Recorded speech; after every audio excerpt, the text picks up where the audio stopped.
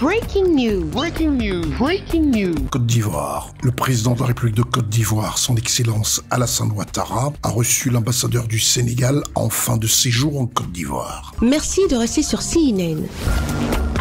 Breaking news. Breaking news. Le palais présidentiel de la République de Côte d'Ivoire, ce mercredi 15 mai 2024. Il est 11h25 lorsqu'arrive son Excellence El Hadj Daouda Niang, ambassadeur en fin de séjour de la République du Sénégal en Côte d'Ivoire. Il est reçu en audience par son Excellence Alassane Ouattara, chef de l'État de Côte d'Ivoire, vêtu d'une tenue décontractée qui lui va à merveille. L'ambassadeur El Hadj Daouda Niang, en fin de séjour diplomatique en Côte d'Ivoire, est venu faire ses adieux au président Alassane Ouattara, chef de l'État de Côte d'Ivoire. Un entretien d'une trentaine de minutes à travers lequel l'ambassadeur du Sénégal a remercié le chef de l'État ivoirien pour l'hospitalité et le vivre ensemble dans la paix en Côte d'Ivoire. Raccompagné par son Excellence Alassane Ouattara, à la fin de l'entretien, son Excellence Daouda Niang, ambassadeur partant de la République du Sénégal en Côte d'Ivoire, s'est exprimé face à la presse locale et internationale. CNN était là. J'ai effectivement eu l'insigne honneur d'être reçu ce matin par son Excellence, Monsieur le Président de la République de Côte d'Ivoire, au terme de ma mission en Côte d'Ivoire en tant qu'ambassadeur du Sénégal. C'est l'entretien avec Monsieur le Président de la République a porté essentiellement sur la coopération entre la Côte d'Ivoire et le Sénégal. Comme vous le savez, dernièrement, le Président de la République du Sénégal a effectué une visite ici en Côte d'Ivoire, l'une de ses premières visites après son investiture, ce qui traduit l'importance qu'il attache aux relations avec ce pays ami et frère.